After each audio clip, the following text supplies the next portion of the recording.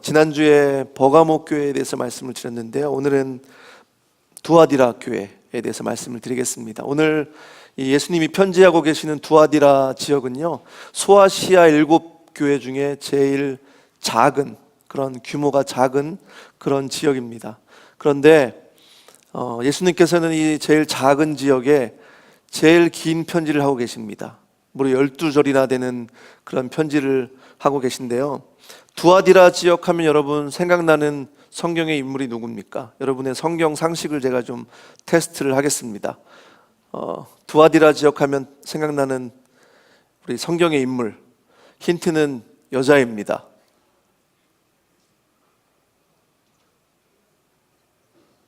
제가 빨리 대답을 해야겠죠? 루디아입니다. 루디아. 네, 루디아. 영어는 리디아라고 얘기하는데요. 사도행전 16장 사도 바울과 빌립보 교회를 개척하고, 그리고 사도 바울을 정말 신실하게 섬겼던 하나님의 신실한 여종 루디아가 바로 이 두아디라 출신입니다. 그러면은 한 가지 더 질문을 드리겠습니다. 루디아의 직업은 무엇이었습니까? 자두장사요?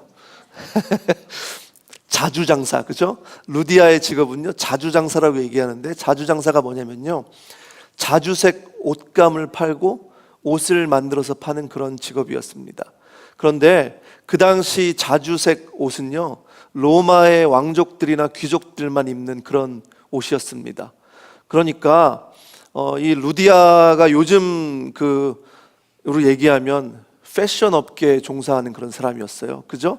옷을 만들고 또 옷을 팔고 디자인하는 그런 사람이었으니까요. 그리고 특별히 요즘 얘기를 하면 디자이너스 브랜드인가요? 아주 고급 옷이잖아요. 그죠? 하이 클래스.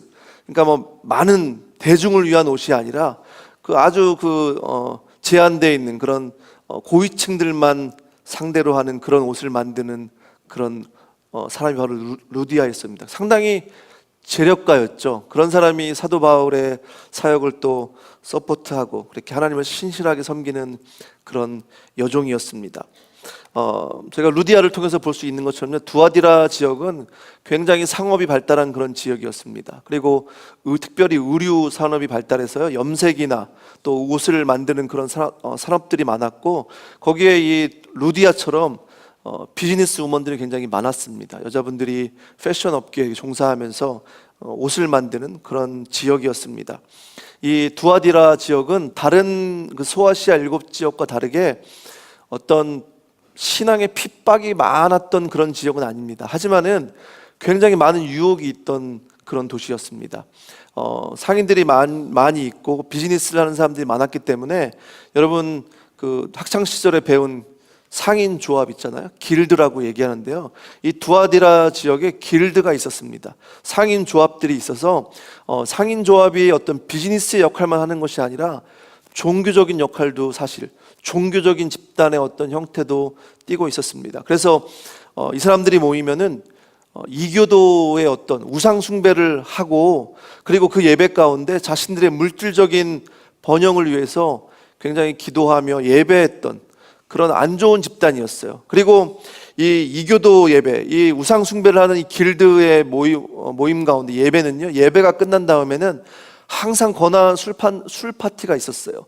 신나게 때려 마시고, 그리고 술 파티가 끝나고 나면요, 하나님 보시기에 정말 역겨운 음란한 행위들이 그 길드의 모임 가운데 있었습니다. 그러면은 거기에 안 가면 되지 않느냐 이렇게 생각할 수 있겠지만요, 문제는 이 도시 가운데 이 길드의 이 상인 조합에 들어가지 않으면요, 비즈니스를 아예 못하게 하는 겁니다. 그렇기 때문에 신앙 때문에 이 비즈니스, 이 조합에 들어가지 않았던 사람들 중에 비즈니스를 못하고 결국에는 생계의 위협을 받았던 사람들이 있었던 것 같아요. 지금도 비즈니스 하시는 분들, 또 직장생활 하시는 분들 가운데 신앙을 지키기 위해서 타협하지 않다가 그런 어려운 일들을 가끔 당하시는 분들이 있는데요, 이 두아디라 지역에 그런 문제가 있었습니다. 지금 그런 문제가 있는 이 두아디라 지역에 주님께서 편지하고 계십니다. 주님께서 말씀하고 계십니다. 18절 말씀에 뭐라고 얘기하냐면요, 두아디라 교회의 사자에게 편지하라. 그 눈이 불꽃 같고 그 발이 빛난 주석과 같은 하나님의 아들이 이르시되, 주님께서 지금 두아디라 교회를 향해서 말씀하시는데요, 두 눈이 불꽃 같다고 말씀하고 계시고, 그리고 그 발이 빛난 주석 같다고 말씀하고 계세요. 7교회 다 내용을 보면요, 예수님이 다 다른 모습으로 나타나십니다. 왜 그러냐면요, 주님께서 그 교회 상황에 맞는 모습으로 항상 나타나시는 겁니다. 저희도 힘들 때 주님이 우리에게 나타나실 때 내 상황과 꼭 맞는 모습과 주님이 나타나서 우리를 만나주시잖아요. 지금 주님께서요, 두아디라 지역에 꼭 맞는 모습으로 두 눈이 불꽃 같고, 그리고 그 발이 빛난 주석 같은 모습으로 나타나시는데, 두 눈이 불꽃 같다는 얘기는요, 지금 모든 것을 꿰뚫어 보고 계시는 주님이라는 것입니다. 우리가 아무도 없을 때, 아무도 모르는 일이라고 생각했는데 그것까지도 보시는 예수님, 불꽃같이 우리를 바라보고 계시는 주님.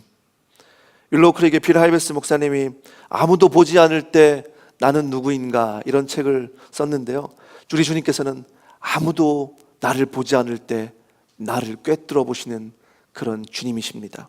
그리고 그 발은 빛난 주석 같다. 이 브론즈인데요, 잘 닦아서 그 광이 나는 그런 브론즈, 그 주석 같은 발을 갖고 계신데 예수님의 힘과 영광을 상징합니다. 그래서 사단의 그 권력을 주석 같은 발로 짓밟으시는 예수님의 힘, 또 예수 그리스도의 그 영광, 심판주의 모습을 나타내고 계십니다. 그 심판주의 모습, 두 눈이 불꽃 같은 모습으로 바라보고 계시고, 그 발이 빛난 주석 같은 주님, 하나님의 아들 예수 그리스도가 두아디라 교회를 향해서 말씀하고 계십니다. 19절 말씀에 내가 내 사업과 사랑과 믿음과 섬김과 인내를 안다, 이렇게 말씀하고 계시는데요, 여기서 내 사업은 비즈니스가 아니고 내 행위들을 얘기하고 있는 것입니다. 내 행위들, 뒤에 나오는 네 가지 행위가 나옵니다. 사랑과 믿음과 섬김과 인내, 그것을 주님께서 아신다는 것입니다. 두아디라 교인들 가운데 사랑과 믿음과 인내, 섬김을 가지고 교회를 섬기는 그런 영혼들이 많았습니다. 교인들이 많았습니다. 그런데 주님께서 말씀하시길요, 너희 처음 그 행위보다 나중 행위가 많도다, 처음 것보다 많도다, 그렇게 말씀하고 있습니다. 에베소 교회 교인들 향해서는 너희가 첫사랑을 버렸다, 이렇게 얘기하셨는데, 지금 두아디라 교회를 향해서는요, 주님께서 너희 처음 그것이 지금 것이 처음 것보다 많다고, 그죠? 그 양을 지금 측정하고 계십니다. 사실 이것이 교회의 바람직한 모습이고 성도의 바람직한 모습 아닙니까? 처음보다 점점 발전하는 그런 모습. 그리고 저희가 분명히 알아야 되는 것은요, 사랑과 이 믿음과 섬김과 인내의 모습, 이것이 우리가 볼 때에는 측정하기가 어렵고 측량하기가 어려운 그런 부분이라고 생각하겠지만은, 우리 주님께서는 지금 불꽃 같은 눈을 가지고 그것을 측량할 수 있다는 것입니다. 우리의 사랑과 믿음과 섬김과 인내가 양이 어떤지 우리 주님께서는 측정을 하시고, 지금 두아디라 교인들 향해서 너희들의 양은 처음보다 지금이 훨씬 많다고 그렇게 칭찬을 하고 계십니다. 사랑하는 성도 여러분, 우리 교회도요, 보면 우리 목자들과 리더들이 정말 사랑과 믿음과 섬김과 인내를 가지고 섬기시는 분들이 많이 계십니다. 그렇게 교회를 잘 세워가시는 분들이 많이 계세요. 특별히 목자들 같은 경우는요, 사랑과 믿음, 섬김도 필요하지만은 인내심이 굉장히 필요하잖아요, 그죠? 하나님 주시는 인내함, 그런 것을 가지고 잘 섬기시는 분들이 많이 계신데요, 우리 교회 가운데 우리 성도들이요, 두아디라 교회를 향해서 우리 주님이 칭찬하신 것처럼 그렇게 처음보다 믿음과 섬김과 인내와 사랑이 양으로서 더욱더 풍성해지시기를 주님의 이름으로 축복을 드립니다. 하워드 핸드릭스 교수는 얘기하기를요, 지난주와 이번 주에 달라진 것이 정확히 무엇입니까? 그것을 질문하래요. 그리고 그것에 관심이 없거나 나열할 수 없다면 당신은 어제나 오늘이나 그대로라고 그렇게 얘기를 하더라고요. 사랑하는 성도 여러분, 특별히 3부 예배 오신 여러분들, 지난주와 이번 주에 달라진 것을 말씀하실 수 있으시겠습니까? 여러분의 삶 가운데, 여러분의 신앙 가운데. 짐 콜린스라는 분이 그 책 중에 좋은 기업을 넘어서 위대한 기업으로, Good to Great이라는 그런 책을 쓰셨는데, 크리스찬의 삶은요, 어제보다 오늘이 좋고 내일이 오늘보다 낫고, 그죠? 굿에서 그레이스로 가야 되는 거 아니겠습니까? 우리 교회가요, 좋은 교회에서 위대한 교회로 그렇게 성장하길 원합니다. 여러분의 신앙생활과 여러분의 인생이, 여러분의 라이프가 좋은 것에서 위대한 것으로, 처음 양보다 나중 양이 훨씬 더 많아지시기를 주님의 이름으로 축복합니다. 주님께서는요, 그러면서 20절 말씀에 두아디라 교회를 향해서 책망하는데, 너희 교회 가운데 자칭 이세벨이라는 여자 선지자를 용납했다. 그것을 지금 책망하고 계세요. 그 자칭 이세벨이라는 여자를 용납하고, 그리고 그녀가 내 종들을 꿰어서 행음하게 하고 우상의 제물을 먹게 했다고, 왜 그것을 용납하게 했냐고, 그렇게 주님께서 지금 책망을 하고 계십니다. 여러분, 이세벨이 누굽니까? 이세벨은 구약에 나오는 아합 왕의 부인인데요, 이스라엘 사람이 아니었습니다. 이방 여자를 데려다가 아합 왕과 정략 결혼을 시켰습니다. 그리고요, 이세벨 그러면 음행과 술수, 우상 숭배의 대표적인 그런 여자 아닙니까? 그 엘리야가 그 아합 시대의 선지자였는데, 갈멜산에서 바알과 아세라를 섬기는 850명, 그죠? 850명의 선지자와 그 850대 1로 엘리야가 싸우잖아요. 그런데 이세벨이 그 850명의 선지자를 먹여 살리던 그런 여자였습니다.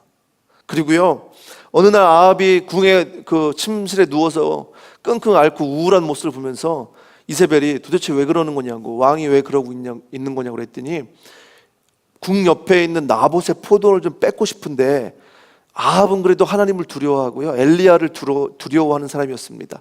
그게 두려워서 못 뺏는 거예요. 그랬더니 하나님도 두려워하지 않고 엘리야도 두려워하지 않는 이 이세벨이 그게 뭐 문제냐고, 그냥 나봇을 모함을 세워서 죽인 다음에, 돌로 쳐 죽인 다음에 그것을 그냥 뺏어버렸습니다. 무지막지한 여자였어요.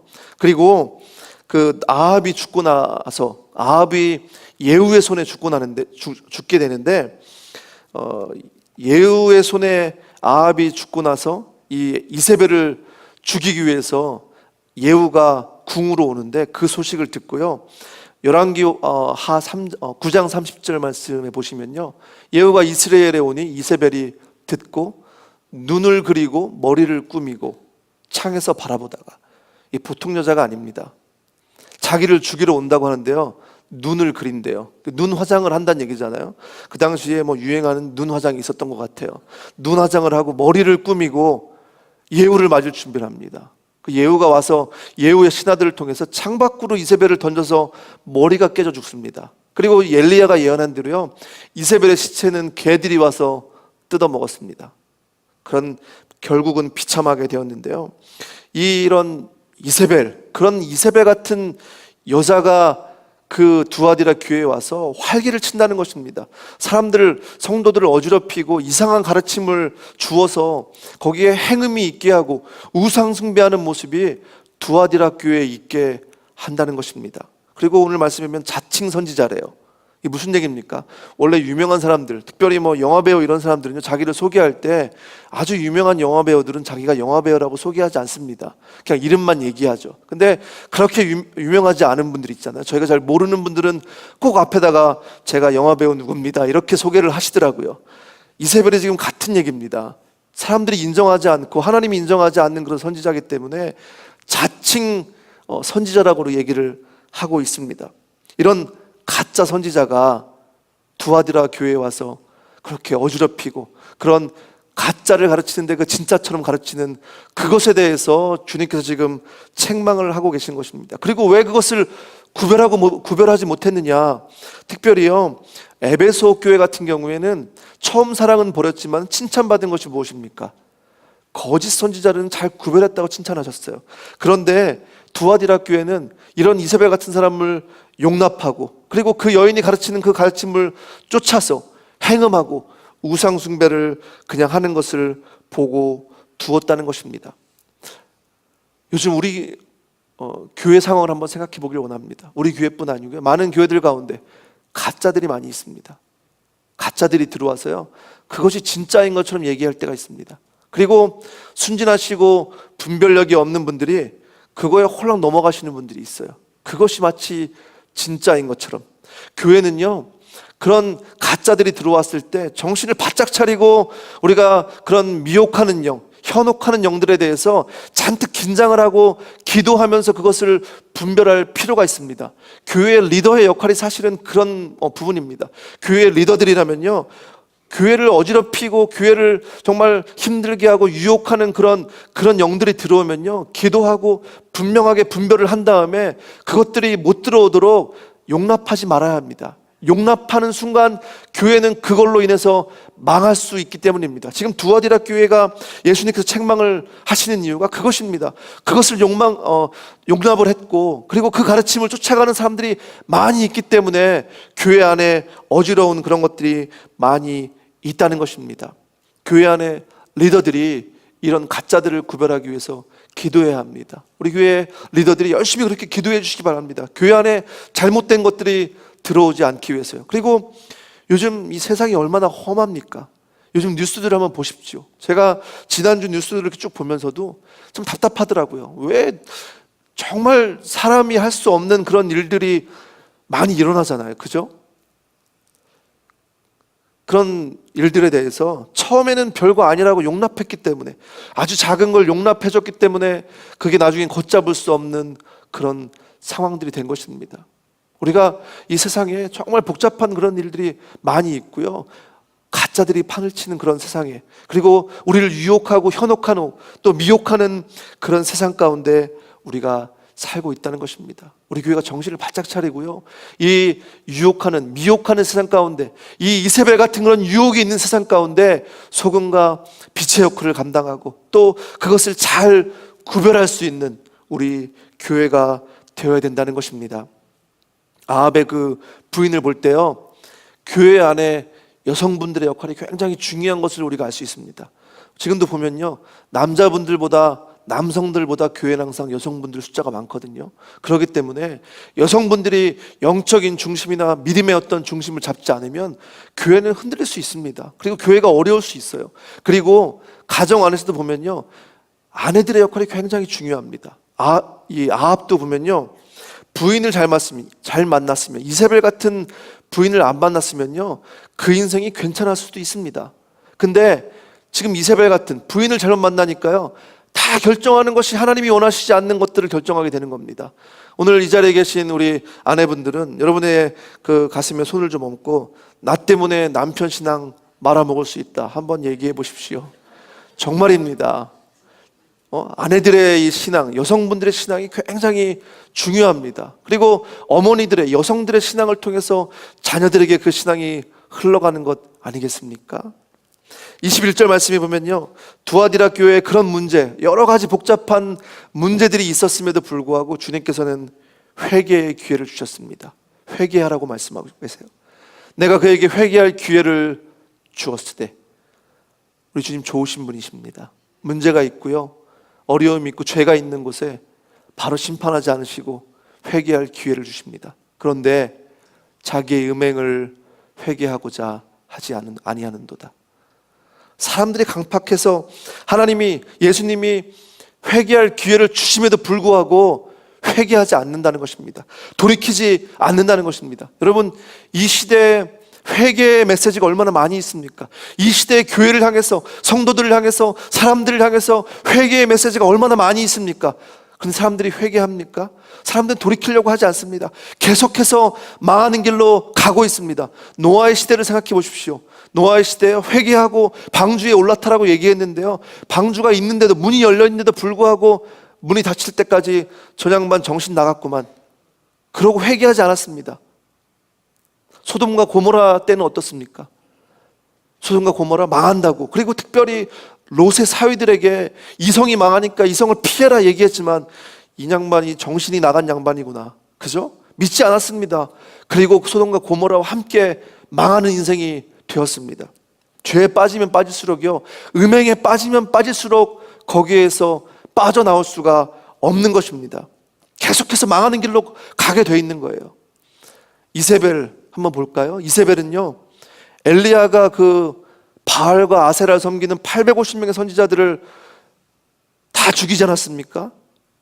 그거 봤으면은 웬만한 사람은요, 아, 하나님 살아계시구나, 내가 하나님 믿어야겠다, 이제 돌이켜야겠다, 이렇게 해야 되는데, 내가 저 엘리야를 잡아 죽여야겠다 그러고서 눈에 불을 켜고 쫓아다니는 겁니다. 돌이키지 않습니다. 22절 말씀 보면요, 주님께서는 그렇게 회개하지 않는 인생, 돌이키지 않는 인생에 대해서 내가 그를 침상에 던질 거라고, 또 그와 더불어 간음하는 자들도 만일 그의 행위를 회개하지 아니하면 큰 환난 가운데 던질 것이라고 말씀하고 있습니다. 23절 초반절에 보시면요, 내가 사망으로 그의 자녀를 죽일 것이라고. 이 자녀는 누구냐면요, 이세벨의 가르침을 쫓아가는 사람들을 얘기하고 있습니다. 얼마나 예수님의 이 심판이 무시무시한 심판입니까? 회개할 기회를 주었는데 회개하지 아니하면 그 심판을 하시겠다고 하는데, 너희들이 그 침상에서 음행을 저질렀느냐? 내가 그 침상으로 너희들을 심판하시겠다고 말씀하고 있습니다. 그 침상에서 하나님께서 그 질병으로 심판을 하셔서 이 세상 어떠한 의학으로도 그 질병을 고칠 수 없도록 하셔서 그 침상에서 앓다가 그냥 죽게 하시겠다는 것입니다.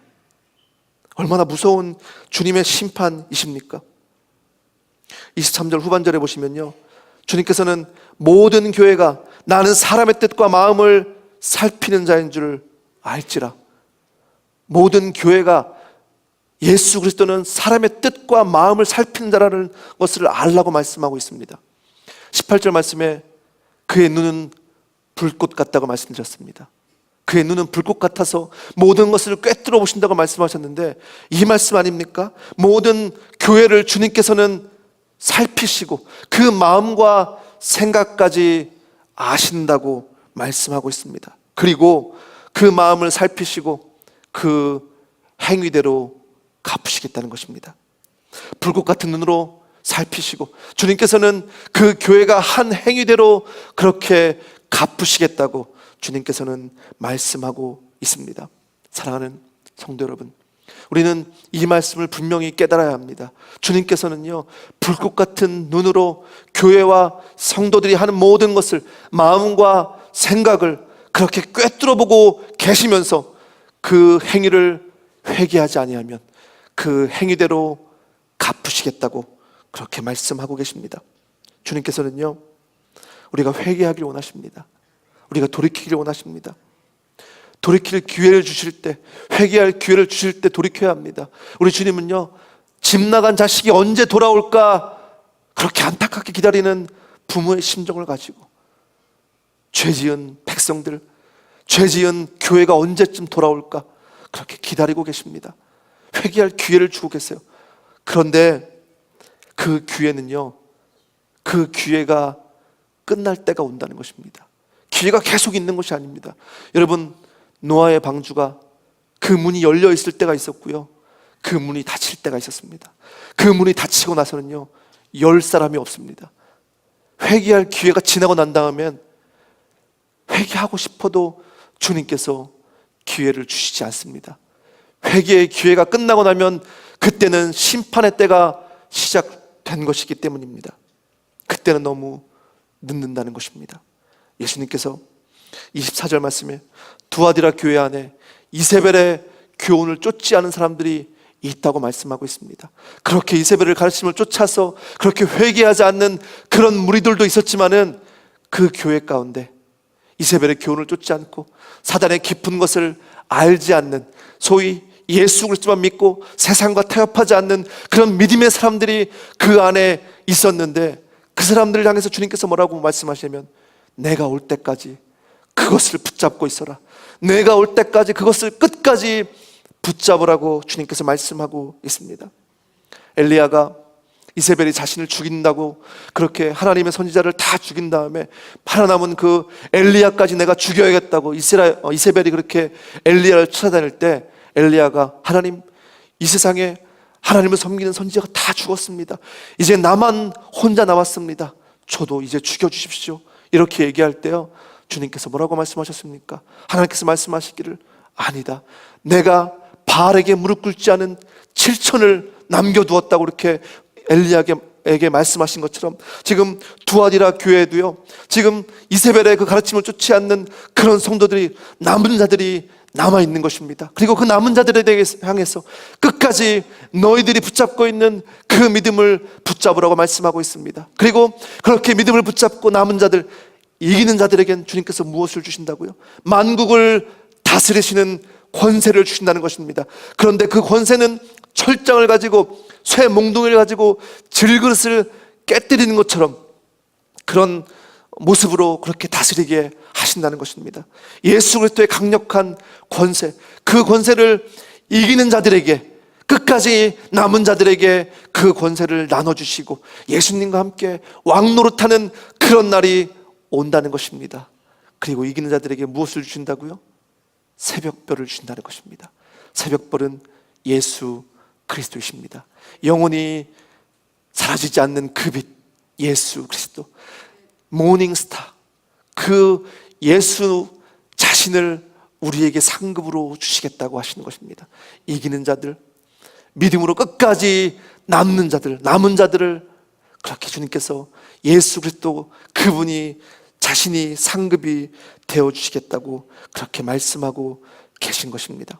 그것은요, 이 땅에서도 우리가 이기는 자들, 믿음으로 끝까지 믿음을 붙잡는 분들에게는 이 땅에서도 어느 정도는 누릴 수 있게 하십니다. 이 땅에서도 어느 정도는 예수 그리스도의 권세를 가지고 이기게 하시고, 이 땅에서 예수 그리스도 그분을 우리의 상급으로 그렇게 가지고 살 수 있습니다. 하지만은 우리 주님이 오시는 그날, 다시 오시는 재림의 그때에는 완전하게 그 권세를 우리가 회복해서 정말 질그릇을 깨뜨린 것처럼 세상을 다스리며 세상을 호령하며 왕노릇하는 그런 날이 오고, 예수 그리스도, 그 영원하신 그 새벽별 예수 그리스도와 나와 함께 그렇게 왕노릇하는 그날이 온다는 것입니다. 사랑하는 성도 여러분, 주님 오실 날이 멀지 않았습니다. 주님 오실 날을 우리가 준비해야겠습니다. 우리 교회요, 주님 오실 날을 준비하는 교회가 되어야겠습니다.